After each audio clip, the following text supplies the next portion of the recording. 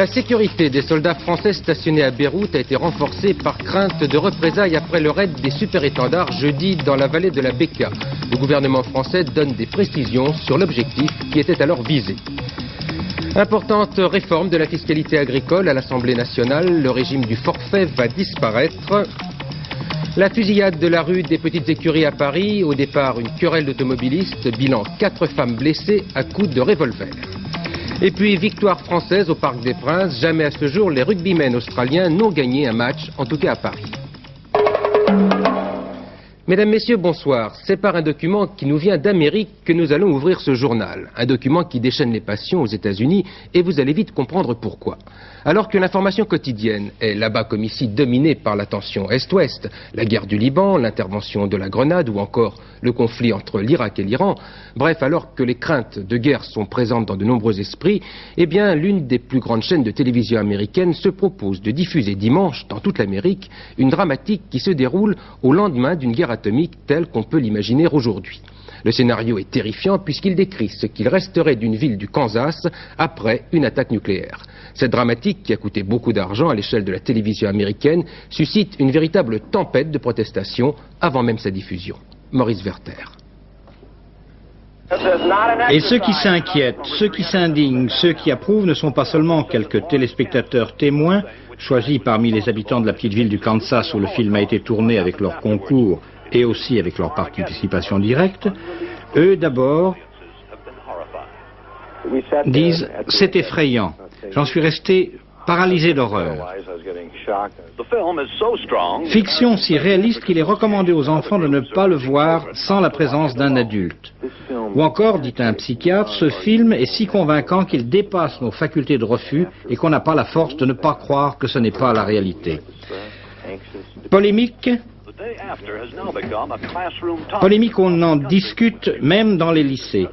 Ceux de la petite ville du Kansas. Et souvent, on prête à l'émission, qui sera diffusée demain soir, une signification politique qui provoque la colère des conservateurs. C'est tout simplement un pamphlet malhonnête contre les euromissiles, dit un député républicain.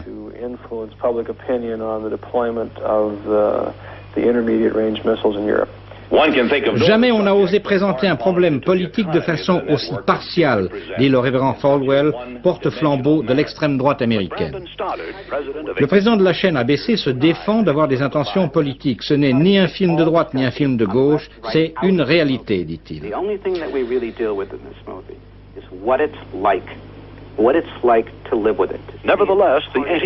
Néanmoins, les pacifistes opposants aux armes nucléaires, encouragés par la prise de position du clergé américain, sont ravis. Ils ont même fait faire des spots publicitaires en relation avec le film de fiction. La chaîne ABC a refusé de les passer, mais des stations locales les ont diffusés. Oui, c'est un document qui va faire beaucoup de bruit. Nous en reparlerons après sa diffusion, donc à partir de dimanche. En France, les députés ont adopté cette nuit en première lecture le projet de budget de l'État pour 1984. L'UDF et le RPR ont voté contre. Alors parmi les mesures qui vous touchent directement, vous devez retenir la reconduction l'année prochaine de la contribution de 1% pour la sécurité sociale. Vous devez aussi savoir que tout paiement supérieur à 10 000 francs devrait dorénavant être effectué par chèque ou par carte de crédit. Et puis une mesure qui a été votée hier concerne plus particulièrement les agriculteurs, puisqu'elle doit normaliser les impôts qu'ils payent, et cela de façon à faire disparaître progressivement le régime du forfait pour le remplacer par le système dit du revenu réel. Geneviève Moll. En 1988, la plupart des agriculteurs devront être imposés non plus au forfait, comme c'est le cas pour la majorité d'entre eux aujourd'hui, mais sur leur chiffre d'affaires réel. Cette réforme, qui a été votée la nuit dernière à l'Assemblée, inquiète certains dirigeants agricoles qui craignent que les petits agriculteurs, peu enclins au jeu d'écriture, soient un peu dépassés par l'événement. Une comptabilité au réel, même pour une exploitation modeste, représente un grand nombre d'heures, de lignes, d'écriture, etc. Donc un coût important qui s'avérera, dans la plus grande partie des cas, supérieur à l'impôt lui-même réclamé par l'administration, si je puis dire. Est-ce vraiment aussi difficile de tenir sa propre comptabilité ? Voici l'exemple de Jean-Paul Gondard qui a choisi de quitter le forfait pour l'imposition au réel. L'imposition au réel, pour moi, cadrait plus avec mon exploitation. Et alors qu'au forfait, j'étais imposé sur une valeur collective au niveau du département, au réel, j'étais imposé suivant mon revenu fiscal propre à mon exploitation. Et étant jeune agriculteur, j'avais à l'époque, et j'ai encore, des charges plus importantes que la moyenne des exploitations. Pour être à même de tenir cette comptabilité, Jean-Paul Gondard a, pendant un an, suivi une formation qu'il entretient toujours. Pourtant, il est encore obligé de faire vérifier ses comptes par un centre de gestion agréé. La trésorerie d'une exploitation se juge sur une année, et donc au niveau de la charge due à cette vérification et à la cotisation, on peut estimer que suivant les cas, entre 3 000 et 4 000 francs par an. Si vous deviez donner votre comptabilité à faire à un centre agréé, cela vous reviendrait à combien? Si je me dessaisissais totalement de la tenue comptable, je pense que ça devrait me revenir autour de 10 000 francs à peu près par an. La crainte de la FNSEA de voir le prix de la comptabilité grever le budget déjà mince des petits agriculteurs serait donc justifiée. Pas vraiment, répond Yves Tavernier, le rapporteur du budget de l'agriculture. On nous a fait la même objection lorsque nous avons demandé l'application de la TVA à certains produits agricoles et finalement tout se passe très bien. Première réponse réelle dans 2 ans, puisque la loi sera applicable à partir de l'année fiscale 86. L'actualité sociale est plutôt morose en cette fin de semaine. À l'origine de la grogne des syndicats, il y a l'indice des prix du mois d'octobre. Un indice médiocre qui est établi provisoirement à plus 0,7%. C'est assez pour déclencher la grogne chez les leaders syndicaux, y compris parmi ceux considérés comme les plus proches du gouvernement. Après la CGT, c'est Edmond Maire hier qui a mis le gouvernement devant ses responsabilités, tout comme d'ailleurs FO l'avait fait auparavant. Et il faut bien dire qu'on a l'impression ce soir que les syndicats prennent vigoureusement leur distance à l'égard du plan d'austérité de Jacques Delors. Martine Gilson. Pour comprendre les coups de colère de la CGT et de la CFDT, il faut se souvenir, entre autres, des résultats des élections à la sécurité sociale. Remués par leur mauvais score, la CGT et la CFDT se démarquent aujourd'hui du gouvernement sur un point essentiel, les salaires. C'est surtout vrai pour la CFDT, qui cherche à retrouver dans l'opinion son image de syndicat au sens strict du terme, et non pas de syndicat politisé. Les élections à la sécurité sociale n'expliquent pas tout, bien sûr. Les coups de colère tombent au moment même où vont s'ouvrir les négociations salariales pour 84. On sait que le patronat a l'intention de s'y montrer très ferme. Pas question pour le CNPF d'indexer les salaires sur les prix. Au maximum, on accordera des hausses de 4, voire 5%, pas plus. Si le courroux d'Henri Krasuki et d'Edmond Maire se traduit, entre autres, par des grèves, c'est grave pour le gouvernement. Le plan Delors sur les salaires pourrait être en partie compromis. Reste à savoir si la base suivra. Pour l'instant, les mots d'ordre de la CGT n'ont concerné que le service public et n'ont pas connu de franc succès. Et dans le privé, tout est calme pour l'instant. Oui, et puis sur un autre registre, André Bergeron met les pieds dans le plat aujourd'hui en estimant que les chiffres du chômage sont faux. Il s'étonne en effet que le nombre de chômeurs se maintienne autour de 2 millions, comme l'indiquent les tout derniers chiffres. Un motif de satisfaction tout de même pour le gouvernement, les résultats du commerce extérieur que nous vous donnions hier soir. Il est certes en déficit de 893 millions, mais ce chiffre confirme très précisément le redressement entamé le mois dernier. À noter que ce n'est pas une chute des importations qui est à l'origine de ce bon chiffre, mais la progression de nos exportations. C'est d'ailleurs l'une des priorités fixées aux industriels et comme vous allez le voir maintenant, certaines petites entreprises ont su parfaitement s'installer sur des marchés difficiles, tels par exemple que le marché allemand. Alain Doubesky. Ils ne sont que 5 industriels dans le monde à fabriquer ceci, c'est-à-dire des filets rapportés. Disons qu'il s'agit de pièces destinées à renforcer, remplacer ou réparer des pas de vis. Qui les utilise? Eh bien, Péchinet, Creusot-Loire, Matra, Dassault, Renault, Peugeot et bien d'autres encore en France. À l'étranger, la demande est forte également, vu le peu de fabricants. C'est en 1979 que M. Esmiller crée cette petite entreprise en Haute-Savoie. Lui, son épouse et 2 employés, c'est tout. Chiffre d'affaires prévu cette année, 2,5 millions de francs, dont 65% à l'exportation. Pourtant, rien ne prédisposait ce chef d'entreprise au commerce. Technicien de formation, je n'ai aucune formation commerciale. Le commerce, je crois qu'on l'apprend sur le tas. Sur le tas, quand on a faim et qu'on veut vendre son produit, on l'acquiert avec les expériences diverses, chaque pays ayant une expérience propre à sa mentalité. les contacts, disons, c'est une question de relation d'hommes. Et dès l'instant où vous connaissez une personne dans un pays, elle vous met en relation avec une autre personne dans un autre pays. Et souvent, ces contacts-là ce ne sont même plus des clients, ce sont des amis, si vous voulez. Et ça, c'est parce que nous sommes une petite entreprise. Dans quel pays exportez-vous? Dans 16 pays actuellement, principalement l'Europe. Nous avons aussi un point d'attache en Afrique du Sud. Et vous exportez en Allemagne? En Allemagne, un petit peu. Là, nous rencontrons d'énormes difficultés, car ils ont établi des normes draconiennes pour leurs produits, qui font que les produits autres que ceux fabriqués dans leur pays ne sont pratiquement jamais admis. Cette réussite à l'exportation, l'entreprise la doit au dynamisme de son responsable. Il a su exploiter les avantages de la petite taille de son affaire, rapidité, souplesse, adaptation et bien sûr à la qualité du produit vendu. À l'étranger, ce sont toujours les suites du raid de l'aviation française au nord-est du Liban qui fournissent l'essentiel de l'information, avec toujours un certain embarras parmi les gouvernements occidentaux qui évitent toute réaction marquée.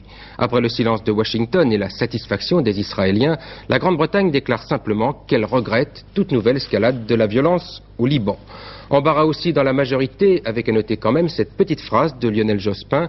Pour le numéro 1 du Parti Socialiste, je le cite, « Nous mesurons froidement les conséquences possibles de cet acte tout en disant que notre mission n'a pas changé et que notre objectif reste la réconciliation. » Et puis on m'apporte à l'instant un communiqué du ministère de la Défense qui donne quelques précisions sur l'objectif qui était donc visé hier par les super-étendards français.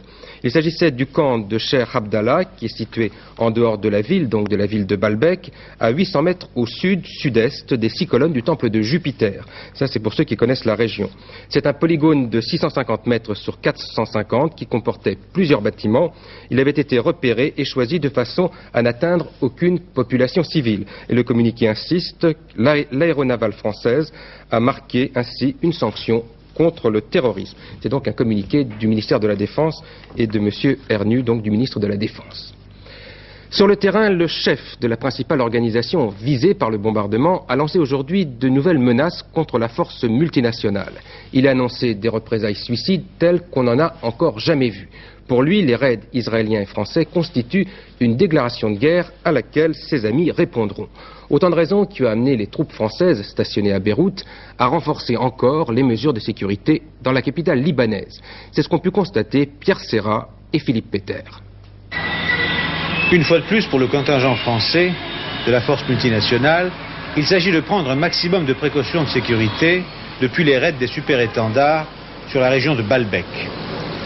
On assiste donc à un renforcement des barricades et des implantations militaires françaises dans tous les quartiers de Beyrouth, en même temps qu'à des contrôles plus rigoureux des automobilistes. Comme ici d'ailleurs sur le fameux ring qui relie l'Est à l'ouest de la ville. Déjà le soir même de la riposte française, le poste Caravelle, ici même, a été attaqué, à partir de ce mur là au fond, à la grenade et à la Kalachnikov. Plus de 100 projectiles ont été échangés, heureusement il n'y a pas eu de blessés. C'est que dans les quartiers chiites, là-bas de l'autre côté de la mosquée, les gens sont plutôt hostiles à la France et on ne trouve personne pour approuver les représailles françaises. Je pense que si, il devrait se défendre, mais je ne pense pas que c'est une solution d'utiliser la violence contre la violence. Ce que je crois et ce que je dois dire fermement, là, que le peuple français est très bien de nous aider de sortir de notre situation, mais il ne faut pas qu'ils deviennent une partie comme les autres. Ils sont maintenant comme les phalanges, comme les Saint-Moussa, ils sont de ce niveau. Et je crois qu'ils vont payer cher. Les Français ont inculpé des gens, ils n'étaient même pas sûrs que ces gens, c'est eux qui ont fait cette attaque de terrorisme contre eux et contre les Américains. Côté chrétien, à Ashrafi, on est plutôt d'accord, mais on ne le dit généralement que du bout des lèvres.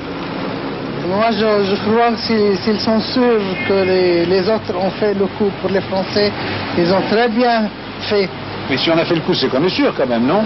Si vous êtes sûr. Mais vous n'êtes pas sûr, vous, que je sois ça? Moi, comment voulez-vous que je sois sûr, moi? Mais tout ce que je sais, c'est que si vous êtes sûr, vous avez bien fait. La réponse, certainement laissera réfléchir, je pense. Mais comme on dit, contre le fanatisme, qu'est-ce qu'on peut faire? C'est en tout cas un début. Nous avons tous affaire à une lutte internationale contre un terrorisme qui est également international. Nous sommes en première ligne pour lutter contre ce terrorisme. C'est à ce genre d'adversaire, à ce genre d'ennemi que nous avons affaire depuis 10 ans. Maintenant que les pays occidentaux ont été directement touchés, vous prenez davantage conscience de l'intérêt et du sens de la lutte que nous menons depuis 10 ans. Reste que si l'ambiguïté de sa mission se perpétue, la force multinationale risque de se trouver engagée dans une surenchère armée très dangereuse. Voilà des réactions recueillies à chaud par Pierre Serra.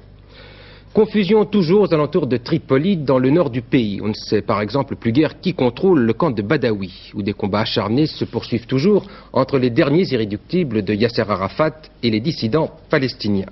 Par ailleurs, la ville de Tripoli, toute proche, que les dissidents appuyés par les Syriens et les Libyens avaient affirmé ne pas vouloir attaquer, cette ville était aujourd'hui encore la cible des obus de l'artillerie syrienne. Patricia Coste.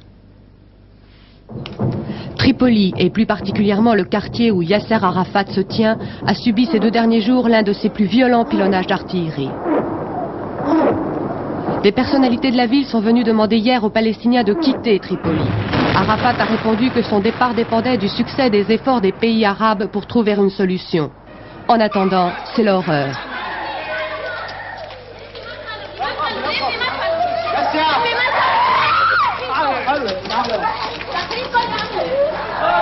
Tripoli, 400 000 habitants. Plus au nord, dans le camp palestinien de Nar el-Bared, la population fidèle à Arafat manifeste.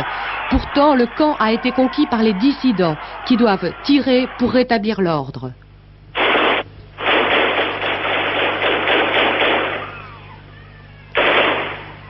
Et c'est de nouveau l'horreur pour ces enfants qui n'y comprennent rien. Bilan de la contre-manifestation, 25 morts. Voilà des images désormais quotidiennes de ce qui se passe toujours au Liban. La violence toujours, mais au Chili cette fois, où de très violents incidents se sont produits hier soir entre les manifestants et les forces de l'ordre. 500 000 personnes participaient à un rassemblement organisé par l'Alliance démocratique, qui est l'union des partis de l'opposition. Une manifestation calme qui devait très vite dégénérer. Et un manifestant âgé de 18 ans a été tué par un projectile qui l'a frappé en pleine tête.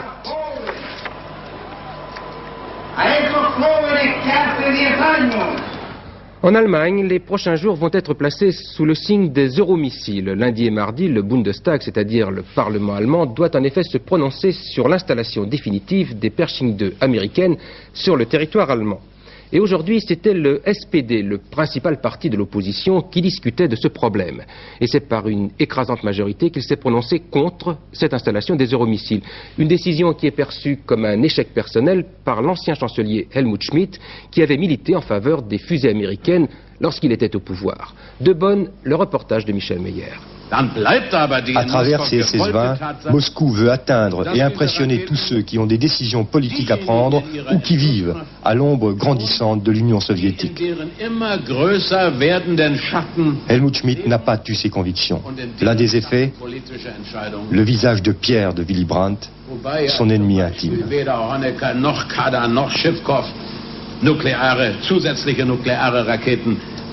Si l'URSS impose son propre surarmement à ses satellites, à l'Ouest, on se doit d'exprimer volontairement sa solidarité avec les États-Unis.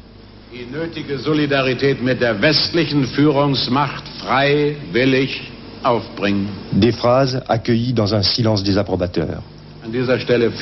Là, camarade, j'aurais aimé quelques applaudissements, regrette Helmut Schmidt. Avant d'appeler à la réflexion, à la raison, et de se prononcer pour la mise en place des Pershing, le rééquilibrage militaire. Question de crédibilité, affirme-t-il, et malgré des déceptions provoquées par les Américains. Ces quelques scènes pour illustrer le dernier combat politique de Helmut Schmidt. Un discours courageux et suicidaire qui résonnait comme un testament politique. Willy Brandt, le président de son parti, écoutait toujours, impénétrable. Jochen Vogel, son pâle successeur à la candidature à la chancellerie aussi. Egon Bahr, le neutraliste militant, et Oscar Lafontaine, partisan d'un retrait de la RFA de l'OTAN, tous les hommes qui avaient ruiné la position de Schmidt savouraient leur revanche. Applaudissements retenus en fin de discours, un adieu bien tiède pour Helmut Schmidt. Lors du vote, 15 voix seulement du côté de Schmidt pour les Pershing. L'écrasante majorité des 400 délégués du parti s'est prononcée contre les fusées américaines et pour Willy Brandt.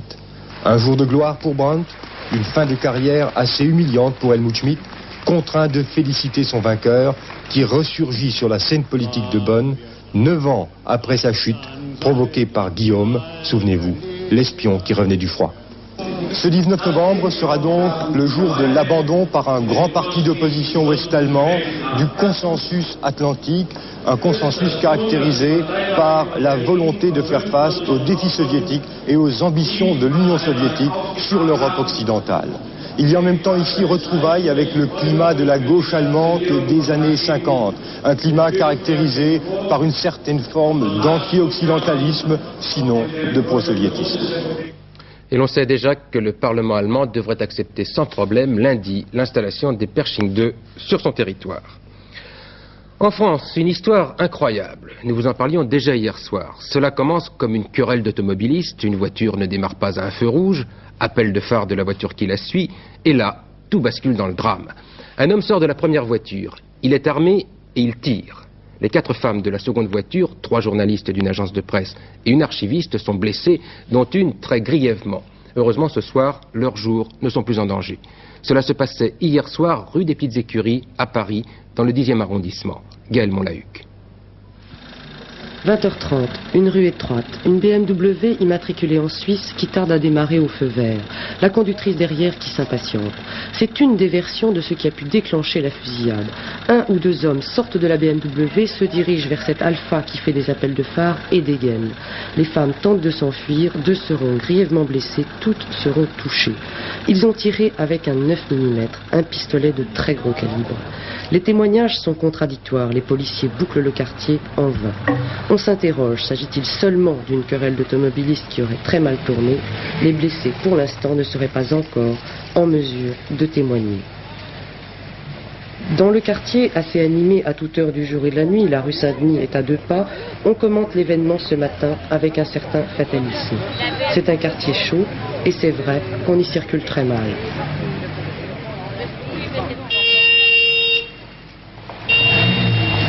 Et pour certains, ce ne serait pas la première fois. Ça arrive souvent, comme c'est toujours bouché dans le quartier, alors souvent les gens se disputent au feu pour passer, c'est ça qui passera. Mais de là à se tirer dessus? Il y a 1 an, ça s'est déjà produit en plein après-midi. Ici? Juste au feu, là. Écoutez, il y a peut-être 1 mois, je passais, moi j'allais faire mes courses. Il y a quelqu'un qui a appelé la police, il se battait à mort, enfin, je sais pas qui, je sais pas, enfin, il se battait à mort. Il y a souvent des trucs, je crois que la brasserie Flo a été agressée dernièrement. Vous savez, le restaurant, passage d'une Petite Écurie. Dernièrement, on a vu une boutique de chaussures qui a été dévalisée. Je crois que c'est un quartier très très dangereux. Non, le quartier ce n'est pas encore Chicago, même si de tels incidents ravivent chez certains un sentiment d'insécurité. Les policiers auraient retrouvé ce soir la BMW mais ne veulent donner aucune information. Le ou les agresseurs pourraient être fichés au grand banditisme. Nous passons sans transition au sport maintenant avec un résultat 15-6. Les Français ont gagné cet après-midi au Parc des Princes face aux rugbymen australiens qui n'auront donc jamais gagné à Paris. Cela dit, le match ne laissera pas de grands souvenirs. 5 pénalités, 3 pour la France et 2 pour l'Australie. Et un seul essai au moment des arrêts de jeu. C'était heureusement un essai français et donc la victoire pour les tricolores. Nous retrouvons tout de suite Lucien Mias et Pierre Salviac qui étaient cet après-midi au Parc des Princes. On a l'impression, Pierre, que ça y est, les Australiens ont fait tous leurs efforts et maintenant, de nouveau, l'équipe de France reprend le dessus. Soulican, un gros plan. McIntyre derrière lui. Et Philippe Dafrance qui fait la remise en touche. Une lobée. Ilaous a sauté le plus haut. Et la balle finalement est récupérée par les Français. Galliot contre-attaque. Échappe au plaquage de Poitvin. Pedonnet arrive. Galliot introduit. Les Français ont tout de même investi le camp des Wallabies. C'est toujours ça de prix. Pour Estève. Estève tout seul qui va marquer, oui. Bien joué. Essai. Oh, bravo. Le coup était magnifiquement joué. Après 2 minutes de jeu, au-delà du temps réglementaire, Patrick Estève réussit le seul essai du match au bénéfice de l'équipe de France. Regardez. Galion à hauteur, prise de balle à hauteur, Estève qui en surnombre déborde son fixe l'arrière et va le déborder en vitesse pure. Essai donc de Estève pour l'équipe de France, l'essai qui libère tout le monde. Patrick Estève qui marque son 7e essai international, tandis que la transformation est réussie et que l'arbitre M. Harrison siffle la fin du match. 15 pour l'équipe de France, 6 pour l'Australie. C'est fini ici au Parc des Princes. L'équipe de France remporte donc au départ des Wallabies la série. Après le match nul de Clermont-Ferrand, c'est la victoire ici au Parc des Princes. Voilà le Parc des Princes comme si vous y étiez avec Pierre Salviac et Lucien Mias. Et puis on joue au football ce soir pour la dernière journée des matchs allés. 2 rencontres ont déjà eu lieu avec une surprise. Monaco, le leader, a été battu cet après-midi sur son terrain par Toulouse et sur le score de 3-2. Hier, Brest avait battu Lens 2-1. On connaîtra à l'issue de cette soirée le champion d'automne. Ce pourrait être Bordeaux qui joue à Bastia ou Nantes qui se déplace à Saint-Étienne. Enfin, il y avait un tiercé aujourd'hui. Je vous laisse découvrir les rapports sur votre écran. Il fallait jouer le 8, le 9 et le 12, ce qui vous rapporte dans l'ordre 791 francs 50 pour 5 francs et 99 francs 50 centimes dans un ordre différent. Dans ces 2 cas, c'est pour 5 francs. Et puis demain, il y a un autre tiercé. Il se court à Auteuil et Pierrette Brest nous dit tout de suite ce qu'elle en pense. Au départ de ce prix Prince des Coins, le tiercé de demain après-midi à Auteuil, nous retrouvons plusieurs des concurrents qui participaient au Grand Prix d'automne, le tiercé de la Toussaint, comme par exemple Cèdre, El Rancho ou Fils des Cageul. Il s'agit une fois de plus d'une course handicap, mais cette fois-ci les concurrents devront parcourir 3900 mètres en sautant une douzaine de haies. Il est bien évident que ces chevaux âgés de 5 ans et plus sont de vieux routiers, à Auteuil, des spécialistes de cette discipline. Alors une fois de plus, eh bien, ce sera la différence de poids et surtout l'état du terrain qui joue un rôle déterminant dans cette course dont je vous donne maintenant le pronostic. Ce sera Gilles Bard qui sera mon favori, suivi de Coquet, El Rancho, Le Mamamouchi, Cèdre, Pégase du Port, Fils des Cageul et Prince du Bourg. Ils porteront les numéros 6, 1, 8, 9, 2, 15, 5 et 4.